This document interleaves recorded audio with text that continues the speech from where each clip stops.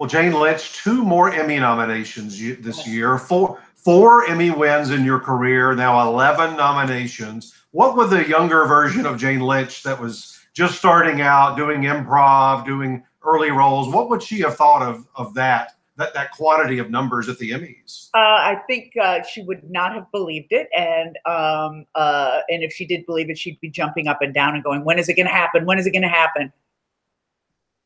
Well, let me ask about Hollywood Game Night first. You couldn't compete last year because there weren't any episodes in that cycle of last year, but you've won twice already for hosting that show. One of the things I love about the show is it never is stagnant from year to year. You're always adding in new games. You've got the indoor-outdoor now. Why is that important to you and the producers to keep developing it and adding on? Well, I think the smart thing that we do is we keep the formula of the thing the same. You know, we keep it loose and fun, and we create all of our games, and we just expand from that. We aren't reinventing the wheel every season, and I love that about it, is that we know what works and we know what's fun. It's like, you know, how you throw the same party all the time and you keep inviting different people, but you know that this formula works. But I love the fact that we come up with 12 to 14 new games every season, brand new games, and we don't get to all of them. But we definitely have them to choose from. There are so many brand new games that people have never heard of that are fantastic that we weave into every season. The episode that you're up for this year is with the cast of This Is Us. I'm curious, I mean, what was the special quality that that episode had that really distinguished it from the others, and what made you choose it as your submission? It was completely competitive, and so I was really put to my paces. Chrissy Metzer is absolutely one of the most competitive players that we've ever had, and we had the triplets from This Is Us playing on the same team, and it just had a life to it. There was a lot of singing. We had a lot of singing games. There was a lot of activity, and everybody was having a blast. Everybody was game. You know, everybody came to play and have fun. I like that when you have teams that are made up of people that know each other, whether it's a cast or whatever. Do you think you'll do more of that? Yeah, that's a winning combination when we get people who are on the same show together who already have a relationship, or we get people who are friends. You know, that always works out too. Yeah, and what I love about it too is that the civilian, you know, the regular, normal American person gets to play with these celebrities, and they incorporate that person into the team, and you can't tell who's the celebrity and who's the civilian. And I love when that happens, and it happens every time. Now, you've done this show for about 5 seasons now. I think you're about to go into your 6th. Is that right? Yes. So I wonder, I mean, as a host, how have you grown and evolved with the show? I mean, have you seen yourself improve over the seasons? Yes. You know, we did 6 episodes. We started out with 6, and that was going to be 6 to air, and then that would be it. And we ended up, of course, getting picked up, and the rest is history. But those first 6 episodes, my voice is very piercing. There's a lot of anxiety. It was before I learned that less is more. And I didn't have it down as well as I do now. I know exactly what my role is. I know exactly when to let things happen and when I have to intercede. And I understand my role much better. So as a result, the tone of my voice has gone down. But if you watch those first 6, I mean, I'm at the highest pitch of my voice, and I bet that was a little annoying. Some of your Glee co-stars have been on over the years. Mm-hmm. Who, of all the Glee cast members, I'm going to ask you about 2 different groups of people. Of all the Glee cast members, who were the 3 best game players? Who are the 3 most competitive? Oh, Chris Colfer, by far, and always has been. He is a game player. He has game nights at his house. He is uber competitive. He invites all sorts of people to his house. His birthday party every year is a screening of a movie and then a bunch of games. So he came to win for sure. And who else? We have Matt Morrison. He's like an athlete. So he's one of those guys that always plays to win. And he has, you know, he's a charming guy. He's a fun guy. So he was great. We had him twice. And who else did we have? Did we have anybody else? Or anybody that maybe they haven't even done your show, but you just know they're very competitive. Well, I've actually played games with Kevin McHale and Jenna Ushkowitz, and they would be fantastic. I'd love to have them on the show. They're terrific. All the Glee kids were great at games, and they played a lot of games together. And staying in that realm, I just love your Christopher Guest time. From that group of people that works with him regularly, who are the 3 most competitive people? Who would you love to have on a Hollywood Game Night version of Christopher Guest movies? Easy, easy. Michael McKean, Catherine O'Hare, and Eugene Levy. When we were doing A Mighty Wind and we were doing a concert at in Washington, D.C., we stayed at the Willard Hotel, right across the street from the White House, and we had a huge game night. And they play to win. They're competitive and they're smart. That was a lot of fun. How would you stop laughing if you had those three on the show? Well, you don't. And that's kind of debilitating too. You're not playing your best because they're hilarious. Right.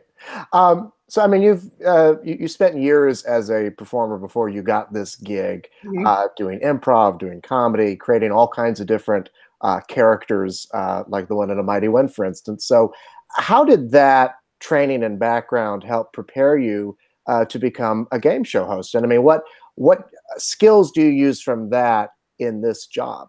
Well, it's being on your toes and allowing things to happen and not trying to dictate how this is supposed to happen, and the ability to roll with it, because that's when that's when things work out the best. And you really know what your role is as you're allowing things just to flow. One of the first things I did when I was I was at the Second City and I was touring, and my second job was hosting a home shopping show in Chicago. And it was, kind of in the early days of home shopping. In fact, we were on the very first home shopping show called America's Shopping Place.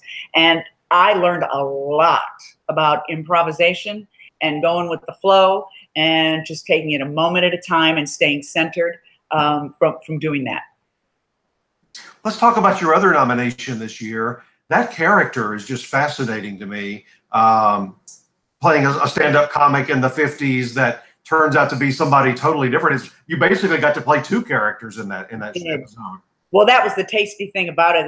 The Palladinos created this character who has her onstage persona is kind of like Phyllis Diller, like Borscht Belt vaudeville comedy. She's got a fake set of a kitchen, and she's a loudmouth, a housewife from Queens. And then you go to meet her at her home, and she's this erudite, kind of smug, self-satisfied actress who has been slumming it for the most of her career and she blames all sorts of things. She blames men. She blames the fact that she's a classical actress. I mean, she's got a lot of resentment. And then it comes in this Miss Maisel, and she's saying, "Well, I don't really have a gimmick. I'm just going to be myself," and that so blows me away and ticks her off too, because she didn't get to be herself. To hear her tell it. So they're definitely two different kinds of styles of female comedian that kind of intersect right when I'm the past and she's definitely the future. But yeah, reading that script, it was so exciting and to see the dichotomy of this character.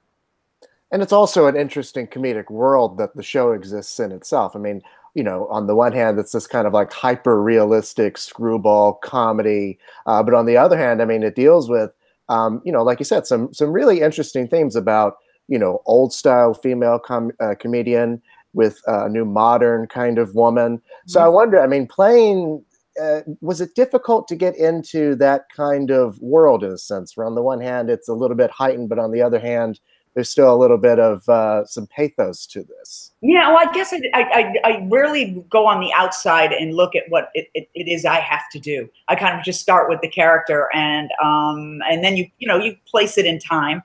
But I think the most exciting thing for me was doing that big kind of Borscht Belt Phyllis Diller type thing. That was exciting to me, and that, and then just to get to play the contrast of the person. But yeah, just, I mean, in terms of just socially what's going on back then is still pretty much what's going on now. It's, women taking their place in a really male dominated world, and Rachel's character is the first woman to do that.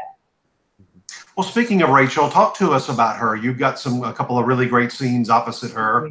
We all feel like she's going to be this year's Comedy Actress winner. And we knew her from House of Cards and other things, but boy, it's just been a revelation to watch her on the show. Yeah, she's really great, and she's a lovely person too. You'll probably be happy to know.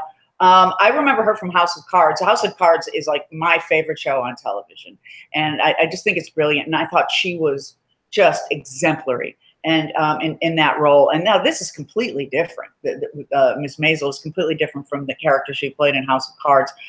So it was really lovely working with her. She's really just natural and open, and she has one of those faces that is just always open, and there's no artifice, and I think that just really works for this character. I think you really had to have that kind of an actress, and they were really lucky when they found this girl. And working with the Palladinos. Oh, indeed. Yeah, boy, can they write and can they direct. And I mean, all the way down to like the scene, the scene design and the wardrobe design, and even the background. The background is fantastic.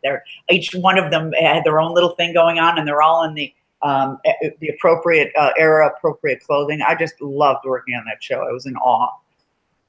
Well, according to IMDb, you're going to be back for an episode or two for this second season. Is that true? I have heard that. I don't know for sure. You haven't shot anything. Now.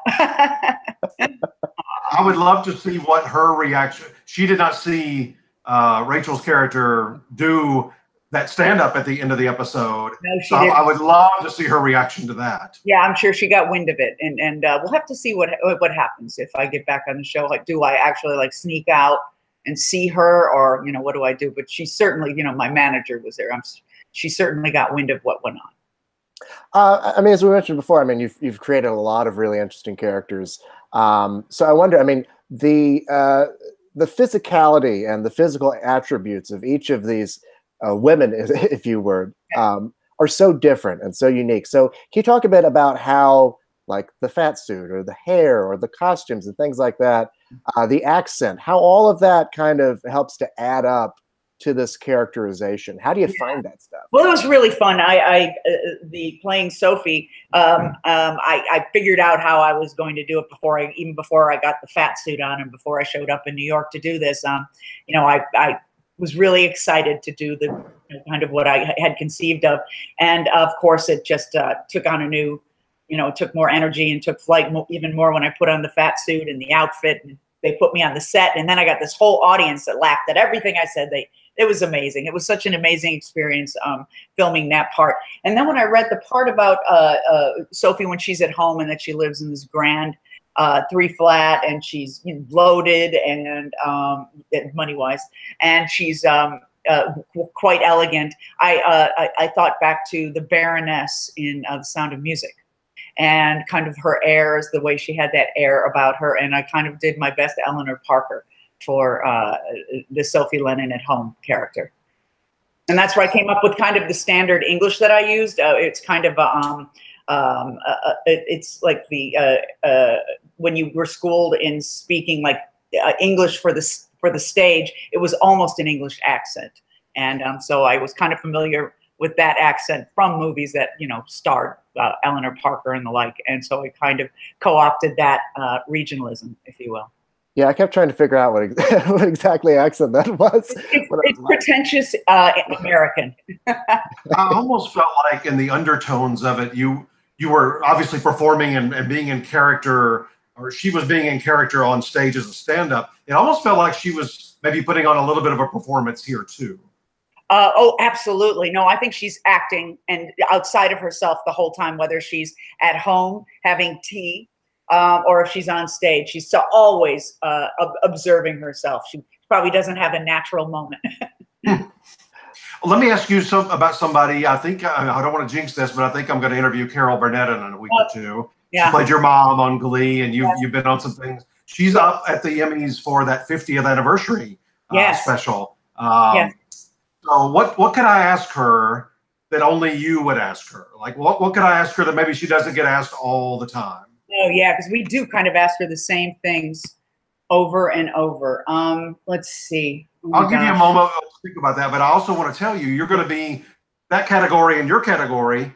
Two of your categories are at the creative arts. The two of you got to present together. I've helped make these marriages before. Your reps need to reach out to her reps and contact the Emmy people. That would be a great presentation. Oh, I would just love it. And, I just celebrated my birthday last week in near Santa Barbara. It was my family, and I go up there and we celebrate all of our family's July birthdays. And Carol Burnett surprised me. She lives up there.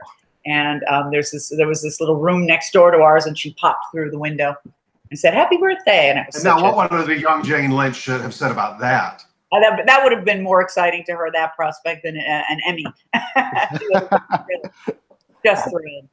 I'm a little jealous, I have to say. I never got a birthday present that good. We'll get Jane to come visit you, Zach, on your next birthday. Absolutely. I'll pop through I'll pop out of the cake for you. That sounds great. Jane, thanks so much. We couldn't be more excited for you on these 2 more nominations, and we'll see you on the red carpet, I guess, a couple of times here in the next few months. Sounds great. Thank you so much, guys. I appreciate it. Thank you.